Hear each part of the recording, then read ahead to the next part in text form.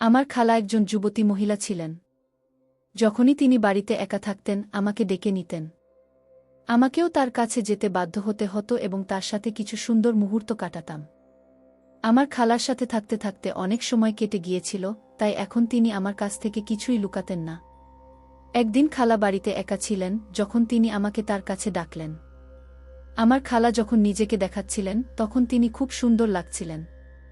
মনে হচ্ছিল না যে তিনি একজন বিবাহিত মহিলা। সেই সময় আমি আমার চাচা হাজদারের বাড়িতে থাকতে এসেছিলাম, কারণ আমার বাবা মা দুজনেই সৌদি আরব যাচ্ছিলেন। যাওয়ার আগে ছোট চাচা আব্বুকে দেখতে এবং অভিনন্দন জানাতে এসেছিলেন। তাই যাওয়ার সময় তিনি আব্বুকে বলেছিলেন যে তিনি বিলালকে আমাদের বাড়িতে রেখে যান। আব্বু তাকে অনেক বারণ করেছিলেন, বিলাল এখন বড় হয়ে গেছে এবং তাকে নিজের যত্ন নিতে হবে। কিন্তু তিনি এতে রাজি হননি। তিনি আব্বুকে রাজি করিয়েছিলেন এবং আমার আন্তরিক ইচ্ছা পূরণ হয়েছিল।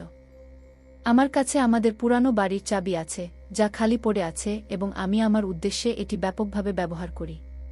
খালা আমার আর বিয়ে হয়েছিল তার চাচার সাথে প্রায় 10 বছর আগে। সেই সময় আমার বয়স ছিল 10 বছর। কিন্তু তখন আমার খালাকে দেখে আমার খুব ভালো লাগত, কারণ তিনি সুন্দর ছিলেন, তার কণ্ঠ মধুর এবং শরীর ভারী ছিল।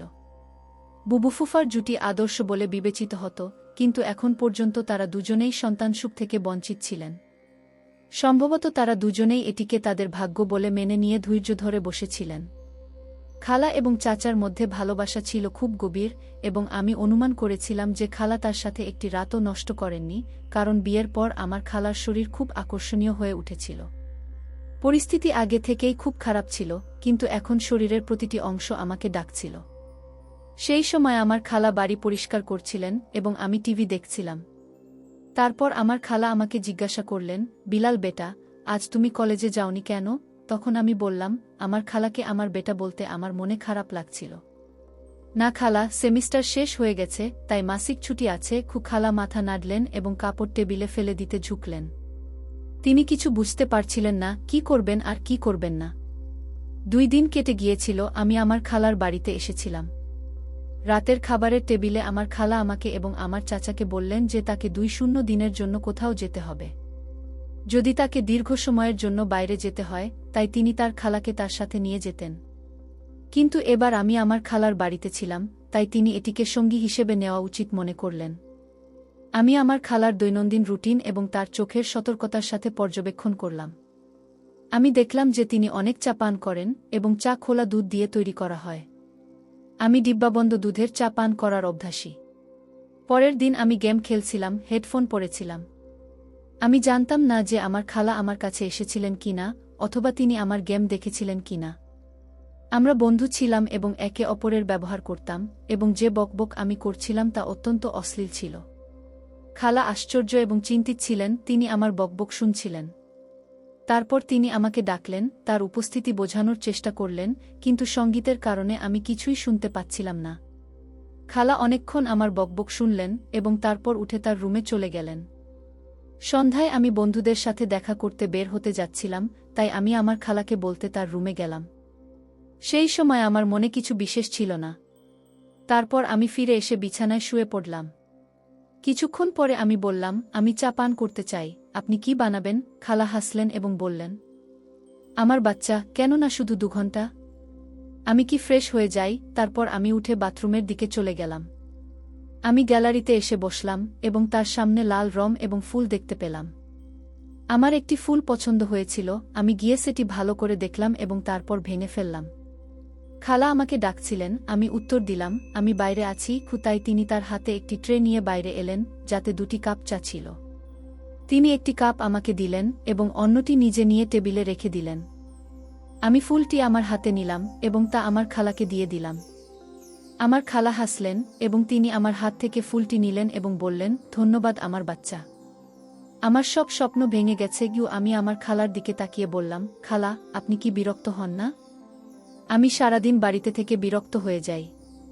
চলো বাইরে ঘুরে আসি। খালা বললেন, না বিলাল, আমি তোমার বানানোর সাথে সব জায়গায় যাই, কিন্তু আমি তার বিনা কোথাও যেতে পারি না। আমি চুপ করে রইলাম এবং চা পান করতে লাগলাম। রাতের খাবারের পর আমি একটি সিনেমা লাগালাম এবং দেখতে বসলাম। খালাও আমার পাশে এসে বসলেন।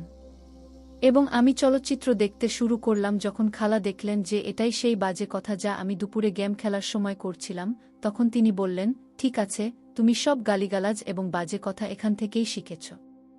তিনি বললেন, বেটা, এটা খুবই খারাপ কথা, তুমি খুব বেশি অশালীন ভাষা ব্যবহার করছ। আমি লজ্জায় ঘেমে গিয়েছিলাম। তখন খালা বললেন, আমি আশিয়ার সাথে কথা বলব যে সে তোমার উপর নজর রাখবে। তুমি নিয়ন্ত্রণের বাইরে চলে যাচ্ছ। আমি উপরে তাকালাম এবং আমার খালাকে বললাম, ভুল হয়ে গেছে, দয়া করে আমাকে ক্ষমা করে দিন। কিন্তু কি করব, সব ছেলেরা একই রকম বাজে কথা বলে। আমাকেও উত্তর দিতে হয়, তাই এমন কথা আমার মুখ থেকে বেরিয়ে যায়। খালা হেসে বললেন, ভয় পেজো না, আমি কাউকে বলবো না। আমি জানি তোমরা ছেলেরা কি ধরনের কথা বলো। ঠিক আছে বন্ধু, অন্য কোনো চলচ্চিত্র চালাও। এটা কিসের উপর চালানো হয়েছে? তারপর আমি আমার শ্বাস নিলাম এবং আমার খালাকে জিজ্ঞাসা করলাম, আমাকে কোনো চলচ্চিত্র দেখতে হবে? তিনি বললেন, কোনো ভারতীয় চলচ্চিত্র চালাও। আমি একটি ভারতীয় চলচ্চিত্র চালিয়ে দিলাম। খালা চলচ্চিত্র দেখছিলেন, আর আমি লুকিয়ে তাকে দেখছিলাম। খালা একটি পা তুলে অন্যটির উপর রাখলেন এবং আরাম করে সোফায় দুটি হাত ছড়িয়ে দিয়ে বসে গেলেন। তারপর আমিও আমার একটি পা তুলে অন্যটির উপর রাখলাম। আমার মনে হল যেন আমার খালা আমার আচরণ লক্ষ্য করেছেন। তার মুখে হালকা হাসি ফুটে উঠল। আমিও আমার খালার মতো অন্য কোণে বসেছিলাম। তখন খালা হেসে উঠলেন এবং তার অবস্থান ঠিক করলেন, আর আমিও তাকে দেখলাম এবং ভাবলাম যে সোজা হয়ে বসাই ভালো। খালা হেসে আমাকে বললেন, বিলাল, তুমি কি আমার হাড় খুলে ফেলছ? আমি তার দিকে তাকালাম এবং মাথা নাড়লাম। তখন তিনি রাগ করার ভান করে বললেন, তুমি আমাকে বিরক্ত করছো কেন? আমিও অসাবধানভাবে বললাম, হ্যাঁ, একটু বেশি। তারপর তিনি হেসে বললেন, কেন? তখন আমি তাড়াতাড়ি বললাম, বন্ধু, অনেক সময় হয়ে গেছে, কেউ তোমাকে ডাকেনি, কেউ তোমাকে বিরক্ত করেনি, তুমি খুব বিরক্ত হয়ে গেছ। তিনি তার কপালে একটি গাঁট অনুভব করলেন এবং বললেন, বিলাল, আমি কি সত্যিই বিরক্ত হয়ে গেছি? তখন আমি বললাম, আমি জানি না, যদি আমি একা থাকি তাহলে আমার কি হবে? খালা হেসে বললেন, তুমি কি মার খেতে চাও? তাহলে আমি এটা লাগিয়ে দেব। তিনি কি আমাকে কোনো নির্দোষ শয়তান বাচ্চা ভাবছিলেন? এবং এটা কি আমার জন্য উপকারী ছিল? যাই হোক, আমরা এমন বাজে কথা বলতাম। খালা, আমি এসব থেকে বিরক্ত হয়ে গেছি। রাত 1টায় যখন তার মোবাইলে তার মাসির ফোন বাজল, তখন সে উঠে তার রুমের দিকে চলে গেল। আমি কিছুক্ষণ চলচ্চিত্র দেখলাম, তারপর টিভি বন্ধ করে আমার রুমের দিকে যেতে লাগলাম। তখনই আমি আমার খালার রুম থেকে তার কণ্ঠ শুনতে পেলাম। আমি তোমাকে খুব মিস করছি, বন্ধু। আমি জানি না এই দিনগুলো কিভাবে কাটবে। আমি জানি না অন্য পাশে কি বলা হচ্ছিল, কিন্তু আমার খালা যা বললেন তা আমার জন্য কোনো বিস্ময়ের কম ছিল না। আমি সকালে তাড়াতাড়ি উঠে ফ্রেশ হয়ে রান্নাঘরে গেলাম। তখন আমি দেখলাম রান্নাঘরে কেউ নেই। আমি আমার খালার রুমে গেলাম এবং দেখলাম দরজা বন্ধ। এর মানে খালা ঘুমাচ্ছেন। আমি রান্নাঘরে গিয়ে নিজের জন্য চা বানালাম এবং কিছু টোস্ট গরম করে নাস্তা করার জন্য টেবিলে বসলাম। আমি নাস্তা করছিলাম যখন খালার রুমের দরজা খুলল এবং তিনি বেরিয়ে এসে আমাকে দেখে একটু লজ্জিত হলেন। আমি রাতে ঘুমাতে পারিনি, অনেকক্ষণ জেগেছিলাম, তাই সকালে তাড়াতাড়ি উঠতে পারিনি। আমি হেসে বললাম, কিছু না, আপনি নাস্তা করতে চান, তাই না? আজ আমি আপনার নাস্তা বানাই। তিনি বললেন, তুমি আর নাস্তা? ওয়াহ, কি হচ্ছে? আমি বললাম, এসো ফ্রেশ হয়ে যাও, আমি নাস্তা বানাই, আমরা পরে কথা বলবো। খালা হেসে তার রুমে ফিরে গেলেন। তখন আমি জিজ্ঞাসা করলাম, খালা, আপনি নাস্তায় কি খাবেন? খালা হেসে বললেন, বাজে কথা বলো না বিলাল, আমি ইতিমধ্যেই লজ্জিত। আমি আবার মাথা নিচু করে বললাম, যেমন আপনার ইচ্ছা, এবং ফিরে রান্নাঘরের দিকে যেতে লাগলাম। তখন খালা আমাকে দেখলেন এবং চেয়ারে বসলেন। আমি তার চেয়ারের পিছনে গেলাম এবং নিচু হয়ে বললাম, খালা, আপনার নাস্তা এবং ট্রে তার সামনে রাখুন। খালা আমার দিকে তাকিয়ে হাসছিলেন। খালা আমার মাথায় হাত বুলালেন এবং আমার চুল নষ্ট করে দিলেন এবং বললেন, ওয়াহ, তুমি খুব বুদ্ধিমান। আমি ভেবেছিলাম তুমিও আজকালকার ছেলেদের মতো লাপরবাহ হয়ে গেছ। আমি আমার খালার হাত ধরে ফেললাম যা আমার মাথায় ছিল এবং বললাম, বন্ধু, তুমি তো আমার স্টাইল নষ্ট করে দিয়েছ। খালা তার গালে হালকা চড় মারলেন এবং বললেন, কিছু হয়নি, আরামে বসো এবং নাস্তা করো। খালা নাস্তা করলেন এবং তারপর বললেন, অনেক অনেক ধন্যবাদ বিলাল। চলো বন্ধু হও। আজ অনেক দিন পরে আমি এভাবে হাসলাম এবং এত ভালো নাস্তা করলাম। ধন্যবাদ। আমি মুখ বানিয়ে বললাম, তাহলে আমি তোমার বন্ধু নই। চাচি আমার গালে চিমটি কাটলেন এবং তিনি বললেন, তুমি বন্ধু কিন্তু খারাপ বন্ধু। আজ একটি স্থায়ী বন্ধুত্ব গড়ে তুলি। আমি আমার গাল চিমটি দিয়ে চেপে ধরে বললাম, ইয়ার, এটা তোমার খুব খারাপ অভ্যাস, এতে তোমার গাল লাল হয়ে যায়। চাচি আবার হেসে উঠলেন এবং দুটি হাত আমার কানের দিকে উঠালেন, তখন আমি দৌড়ানো শুরু করলাম। চাচি হেসে হেসে আমার পিছনে দৌড়ালেন এবং তিনি বললেন, থামো, আমি তোমাকে চাচির মতো দেখাচ্ছি। চাচি থেমে গেলেন এবং কোমরে হাত রেখে শ্বাস নিতে নিতে বললেন, ঠিক আছে। তারপর তিনি তার পাশের বড় চেয়ারে বসে গেলেন। তিনি তাদের কাছে গেলেন এবং জিজ্ঞাসা করলেন, কি হয়েছে? তখন চাচি উঠে দাঁড়ালেন এবং আমার দুটি কান চেপে ধরলেন এবং হাসতে লাগলেন। আমি কান্নার মুখ করে বললাম, আপনার সাথে কোনো বন্ধুত্ব নেই, আপনি খুব নিষ্ঠুর। চাচি আমার দিকে তাকিয়ে হাসলেন এবং যেখানে আমি ছিলাম সেখানে আমাকে চিমটি কাটলেন। সেখানে ভালোবাসা করা ভালো নয়, আমার বন্ধু। চাচি আমার থেকে আলাদা হয়ে বললেন, ঠিক আছে, আমি কাপড় বদলে আসছি। তারপর তাদের কিছু জিনিস আনতে হয়, তিনি বাজার থেকে আনবেন। আমি বললাম, ঠিক আছে, আমি এগুলো বদলে দেব। হতে পারে কোনো মেয়ে আমার সাথে আটকে যাবে এবং আমার মধ্যেও ঢেউ উঠবে। চাচি মুচকি হাসলেন এবং আমার পিঠ থাপড়ে বললেন, বাস করো বিলাল। আমি আশ্চর্য হয়ে বললাম, তিনি কি বললেন? আমি বললাম, আমার ঝড়ো হরকত দিয়ে। আমি বললাম, আমার বন্ধু, জীবনে কিছু রং থাকা উচিত, না হলে তুমি সারা জীবন আমার জন্য অকেজো হয়ে থাকবে। প্রথমে চাচি আমার কথা বুঝতে পারলেন না, কিন্তু যখন তিনি এমন করতে লাগলেন, তখন তিনি তার জুতা খুলে ফেললেন এবং বললেন, তোমার লজ্জা করা উচিত। আমি হেসে হেসে আমার ঘরে ঢুকলাম। কিছুক্ষণ পরে তিনি ঘর থেকে বেরিয়ে এসে সোফায় বসে টিভি দেখতে লাগলেন। কিছুক্ষণ পরে চাচিও বেরিয়ে এলেন। যখন তিনি বেরিয়ে এলেন তখন আমার শ্বাস গলা আটকে গেল। তিনি সাদা শার্ট এবং জিন্স পরেছিলেন। আমার চাচির দিকে তাকিয়ে বললাম, আপনার ইচ্ছা কি, ম্যাডাম? তখন চাচি প্রথমে নিজেকে দেখলেন, তারপর আমার দিকে তাকালেন এবং আশ্চর্য হয়ে বললেন, এটা কেন হলো? আমি আমার হাত হৃদয়ে রেখে বললাম, ম্যাডাম, বাইরে কেউ জানবে না। চাচি হেসে বললেন, তুমি কি বকবক করছ?